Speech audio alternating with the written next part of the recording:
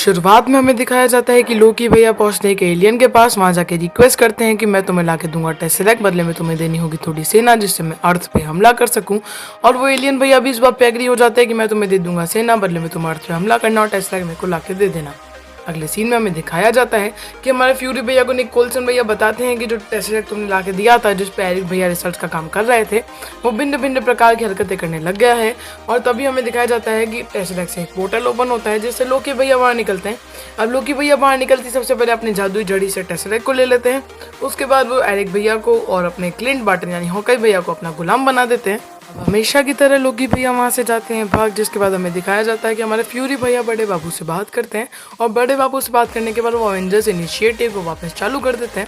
फिर हमें दिखाया जाता है कि वो नताशा भाभी को भेजते हैं ब्रूस भैया को बुलाने की, तुम भी अवेंजर्स में ज्वाइन करो। और नताशा भाभी की सुंदरता देख के ब्रूस भैया कहाँ मना कर पा रहे थे।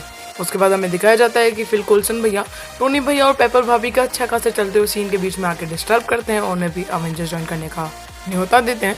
और साथ में हमारे फ्यूरी भैया खुद पहुंचते हैं हमारे 150 साल के बुढ़े स्टीव रॉजर्स के पास, जहां वो उन्हें बोलते हैं कि भैया आप भी आएंगे।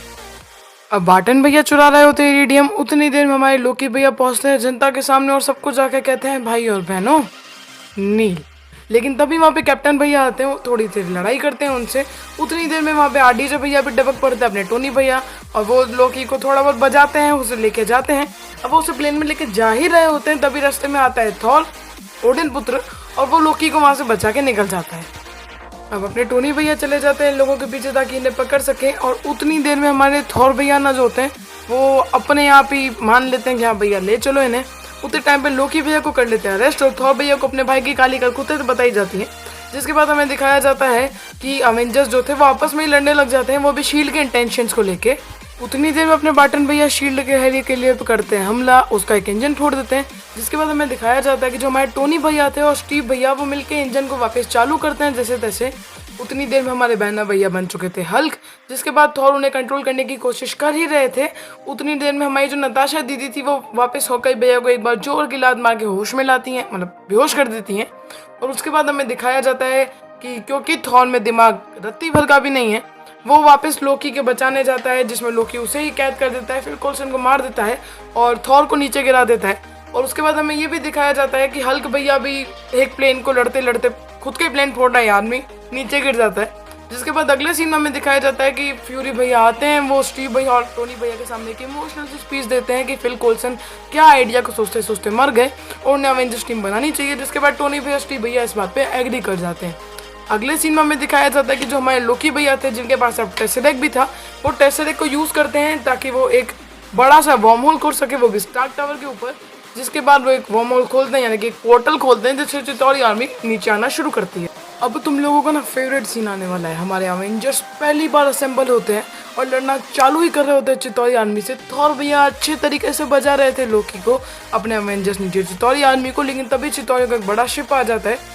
जिसके बाद हमारे बैनर भैया हमारे हल्क भैया बन जाते हैं और वो एक बढ़िया से घुसे से शिप को रोकते हैं।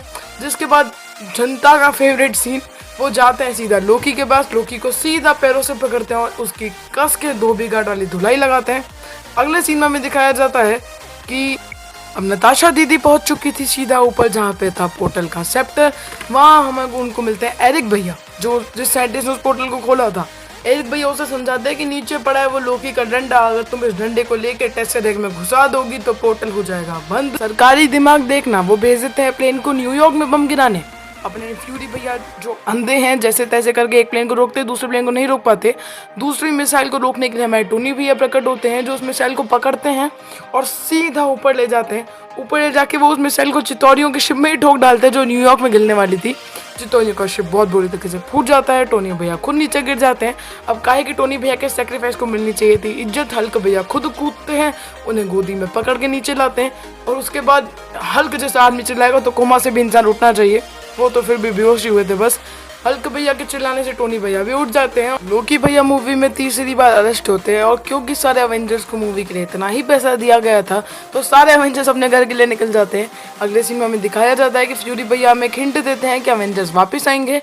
और साथ में एक सीन में ये भी दिखाया जाता है कि जो हमारे थैनोस भैया थे वो ये मानते हैं कि मतलब हाँ थैनोस ही था वो एलियन जो मानता है कि हाँ अवेंजर्स से लड़ना इतना आसान नहीं है और पोस्ट क्रेडिट सीन में हमें दिखाया जाता है कि अविंदर शॉर्मा खा रहे हैं, जहाँ डायरेक्टर भैया स्टीव भैया को ये कहते हैं कि जो तुमने अपनी नई मूवी के लिए दाढ़ी उगाई है ना, इसे हाथ से छुपा के रखना, जनता को दिखनी नहीं चाहिए।